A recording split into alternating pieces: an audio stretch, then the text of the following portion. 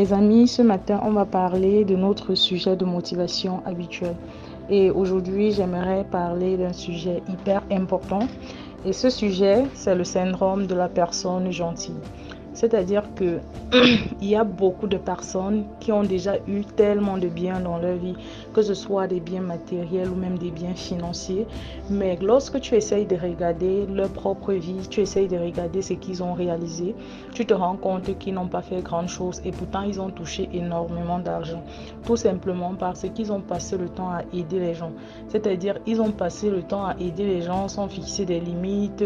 En fait, lorsque quelqu'un a un problème, on l'appelle, il réagit sans pour autant étudier la chose, sans pour autant comprendre même la pertinence de la chose. Et ça, c'est un problème, les amis. C'est vrai que c'est très bien de donner, c'est bien d'aider les gens autour de nous, mais lorsqu'on donne, il faut donner avec sagesse. Il faut savoir quand est-ce que c'est vraiment nécessaire de donner. Chez nous, ici en Afrique, ce qui nous tue beaucoup, c'est que à peine on a gagné un peu d'argent, à peine on pense déjà comment on va sortir notre frais de la précarité, alors que nous-mêmes on ne voit pas clair. À peine on pense comment on va construire une grosse maison pour nous, pour la famille, pourtant nous-mêmes ça ne nous laisse pas. On pense comment on va envoyer telle soeur à l'étranger, pourtant nous-mêmes on a du mal à joindre les deux bouts. Alors ce message ce matin, c'est vrai que ce que je partage ici, c'est mon point de vue. Et bien évidemment, si quelqu'un n'est pas d'accord avec, il peut le zapper. Mais ce matin, j'aimerais dire que avant de donner, il faut d'abord penser à soi, les amis. Il faut d'abord penser à son futur. C'est quand on est à l'aise qu'on aide mieux les autres. C'est vrai que tu ne peux pas te dire que tu vas aider personne, ça n'a pas de sens. Bien sûr, il faut aider, mais il faut savoir ce dans quoi tu peux aider les gens. C'est-à-dire qu'il faut savoir trier les aides en fonction en fait de la nécessité. Il y a les gens qui te posent des problèmes, par exemple de lait de toilette en fait. Il y a des gens qui posent ce type de problème-là. Ils viennent par exemple, ils disent mon lait de toilette est fini, ceci est fini. En fait, ces personnes ne savent pas comment on gagne de l'argent, mais ils veulent être à l'aise. Donc, ils savent que non, ils ont leur tonton ou leur tata là, quand ça finit, il faut venir demander, elle va acheter et tout ce qui va dans ce sens. Alors, si quelqu'un aspire à une certaine aisance financière dans le futur, c'est-à-dire que si tu veux préparer ton avenir de façon drastique, pendant ta retraite, tu as quand même une certaine liberté financière et tout ce qui va dans ce sens-là, et que tu passes ton temps à donner comme ça, tu ne pourras pas cumuler de l'argent pour saisir certaines opportunités d'investissement.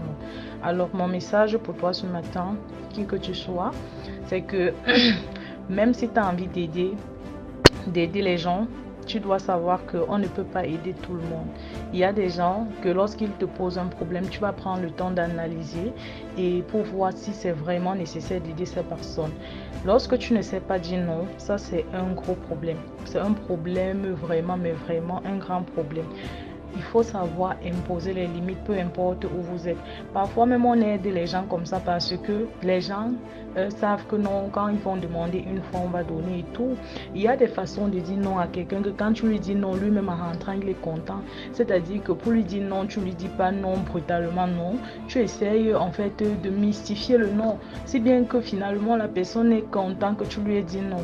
Donc les amis, vraiment mon objectif ce matin, c'est de dire que la richesse se construit par l'épargne. Si tu n'arrives pas à épargner parce que tu passes ton temps à aider les autres, finalement, quand tu auras un certain âge, tu seras écrit, tu n'auras que tes yeux pour pleurer parce que tu vas te dire, ah, j'ai aidé telle personne et tout.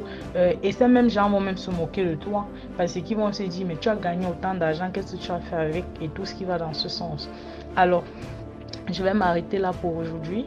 Je pense que le message est passé et vraiment ça va me faire plaisir de lire vos commentaires par rapport ici parce qu'on est là pour s'édifier mutuellement. Donc n'hésitez pas de partager vos expériences, vos avis et tout.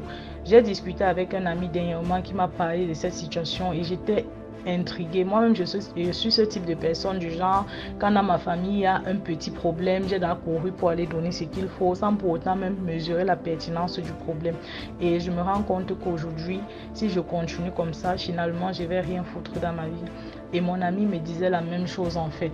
Et mon ami, il touche franchement de l'argent, mais il me dit qu'il fut un mois où il était en train de raccommoder pour joindre les deux bouts, simplement parce qu'il a passé son temps à donner tout son argent aux gens.